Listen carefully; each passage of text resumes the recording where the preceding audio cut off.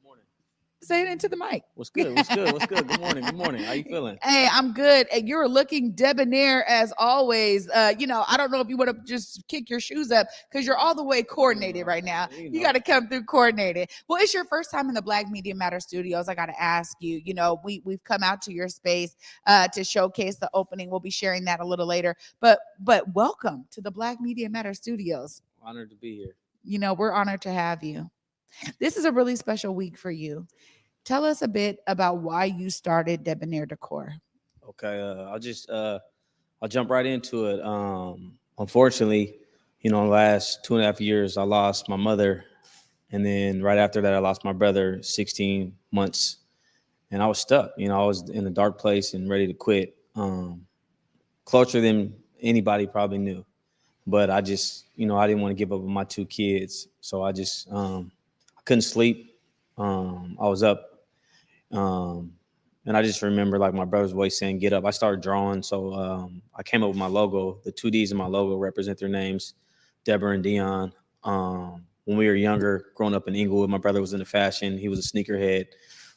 They would call him Debonair. Debonair essentially means confident, stylish, fashionable, witty. His books are street smart, and he was Debonair. So that's the first D. Then my mom, we grew up in Baldwin Village in the jungles.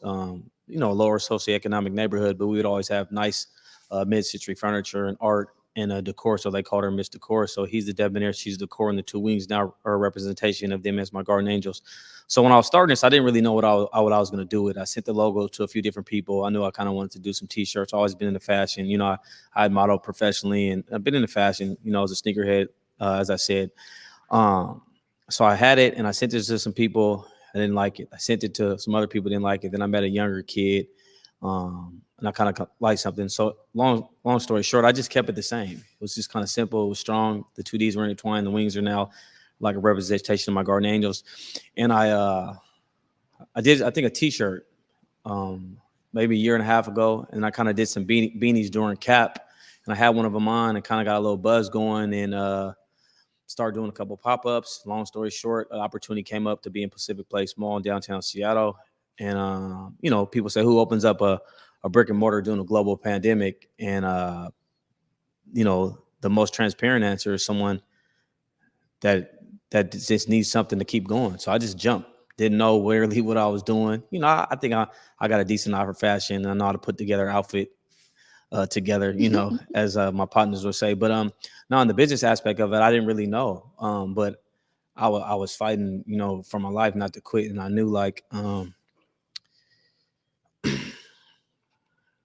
it was tough. So I just jumped, and I just started traveling, and I started grabbing art and clothes. And the funny story is, like, a lot of people don't know this part about it. I had worked for Nike part-time. I was in sneakers.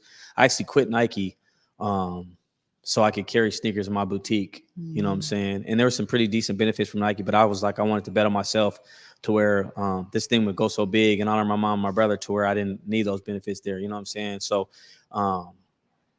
we just made it a year in the winter, and we sell art, we sell clothes, we sell sneakers, accessories, and really just trying to keep my mom and my brother's name alive with these two wings. We've had international sales from Bosnia, the UK, Germany, Costa Rica, and my mind's going right now. But so we've had a lot of international sales. And seriously, I just want to push the brand to another level. As I said, I grew up in Inglewood. So the next project where we're kind of working on, I got a few things I'm going, working on opening up a store in Inglewood and eventually one in Brooklyn.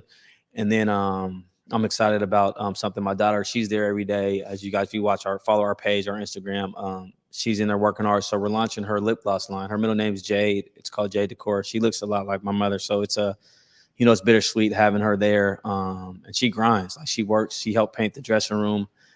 So we got our own LLC, our own business license. All the proceeds are going to go to her. So she's essentially her own boss at 8 years old. So we're grinding. And then I'm working on this other, give you a little sneak peek. We're working on another underlining brand called Debonair Dogs. We're going to open up a hot dog stand.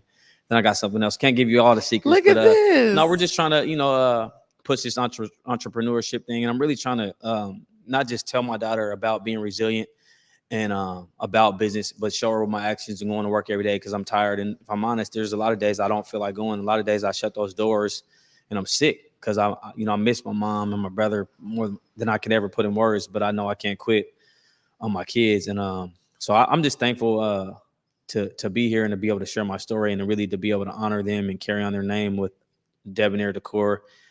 And I'm excited for where it's going to take me. It's a lot of hard work. I work a lot of hard hours, and another little secret, as we talked about, special week for me.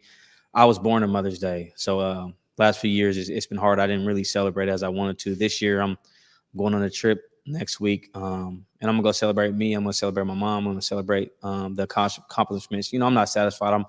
I'm a guy that's I think weird. Like they say, I've been dressing weird all my life. I say dressing weird got me my own boutique. So there it is. You know what I mean? But no, I'm reaching for the moon. If I hit the stars, okay, cool. But the place is beautiful, but I'm not satisfied. It's like 65% of my vision. I want to take it to another level. I'm working on a big sneaker deal.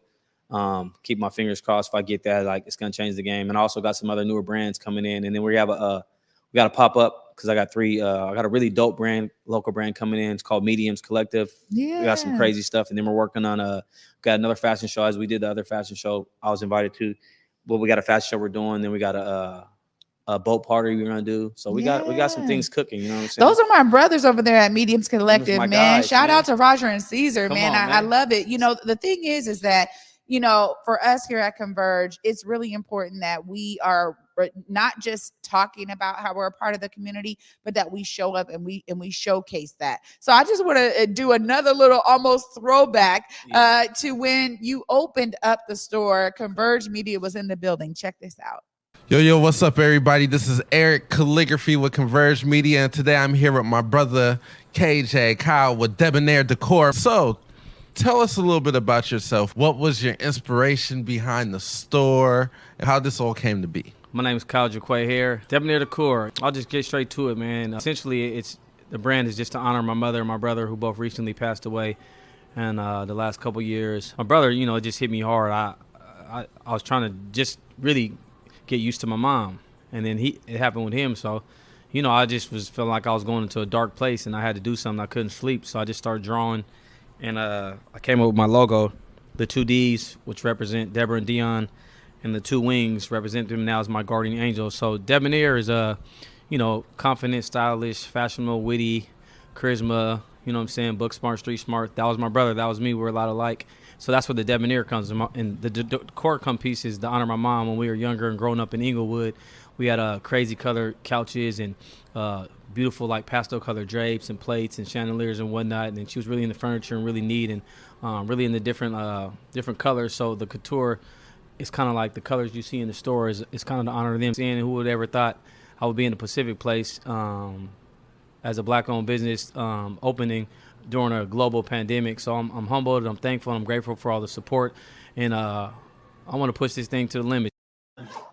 Well, there it is. You are pushing it to the limit. You're talking about all of the ways that you're expanding on this foundation that you've created for yourself. And it's beautiful to hear, how you're pouring into your daughter for her to understand business as an entrepreneur. When you think about, your mom and your brother kind of being those angels, right? Behind your wings, just like pushing you through, this is that special week for you. But I love hearing how you're being resilient through it all. And I've seen you. You've always been fly. You and your brother always had that debonair spirit. So I really, really appreciate you diving into the story here. What are some of the next level things? Because you're talking about now going to Brooklyn and expanding to Inglewood. That takes on a whole nother toll. But it also means that you have to have some real strong ties to people that can help support your vision. How is it to build those relationships and extend them into now a business relationships? Yeah, I think when I first started it, I'm a type of person who is good and bad in some ways. I like to do stuff the way I like to do it. That's just, I watched my mom, speaking to her, I didn't quit because of my kids, but I didn't quit because the unwavering confidence and love my mom poured into me when I was little. She would speak like life into me. And the same thing I do with my kids, and especially my little girl, to empower her. She made me feel like I could do anything. And I feel like whether you believe you can or you can't, you're usually right. And I'm like, who was before Phil Knight? You didn't know somebody, he tried something. You look at Virgil, like, why can I be the next big design? Why not me? That's just kind of how I think. So I try stuff. Sometimes it works, sometimes it doesn't. But I feel like you never know if you don't try. If you don't shoot your shot, you know. And I'm anybody knows me, I'm pretty confident. I believe in me. So I grind though. That's the thing. You know, watching my mom grind in her spirit. She worked. We didn't have a lot. We grew up in the projects. It was a grimy neighborhood, but we always had what we needed. And she just taught me, like, you know, you don't quit. Only thing you're quitting is a bad habit. So I feel like her inspiration and her teachings, I kind of like, now that she's gone, I hold on to that and I try to take some of that into my parenting, and then just work ethic. I feel like I just really believe if you build it, they'll come eventually. This pandemic ain't gonna be here forever. So if you grind and you build it. And so having said that, like, I had to get out of my way and choose logic over emotion. It was emotional. I didn't want to work with nobody. I didn't want no one there. Only my son had worked there. And then my nephew, Dion Jr., he had worked there. But I didn't really want, and then one of my best friend's son, Giovanna, worked there, and then one of my best friend's daughters worked there. It was personal.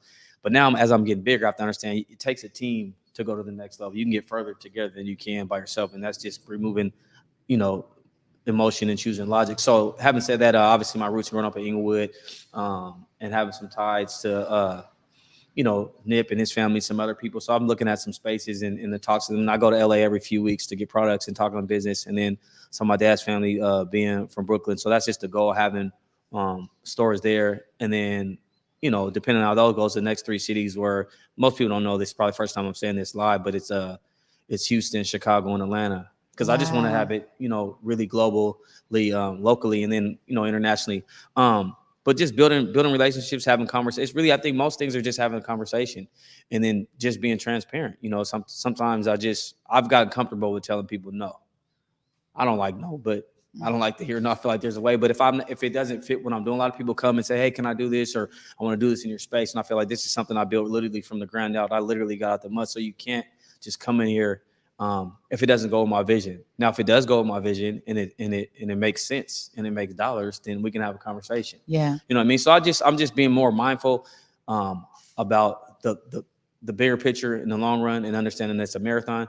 And then I'm opening my mind to having working relationships with different people. Like mediums is the first one. There's a lot of other people that I've asked. But I do want to give a special thanks while I'm doing this interview to a lady named Carlisa Minus. She does my tags. She sews stuff for me. If it wasn't for her, Debonair Decor wouldn't exist. So I want to give her a shout out just because she helps keep this thing together. And she's dope. She has her own thing. It's called Mac Fashion House. And she's just an incredible woman. And she's an incredible designer and a person. I just want to acknowledge the support she's given me and given the brand to keep going. There's a couple other people, but she's just been like the rock of it. I love that. But yeah, I'm just looking forward. Like I said, I got some other new brands coming in. I'll drop a couple names. I got Mitchell & Ness. I'm going to be the first North representative to carry the marathon clothing now that they're relaunching it. And some other urban streetwear brands. Because initially I wasn't going to carry any other brands. And I was just like, that's not really wise. As you know, as you grow and you understand the business perspective of it. Because at the end of the day, and I'm proud to say this, I'm 100% owner. Yeah. I don't owe nobody. Yeah. So I can do what I want to do.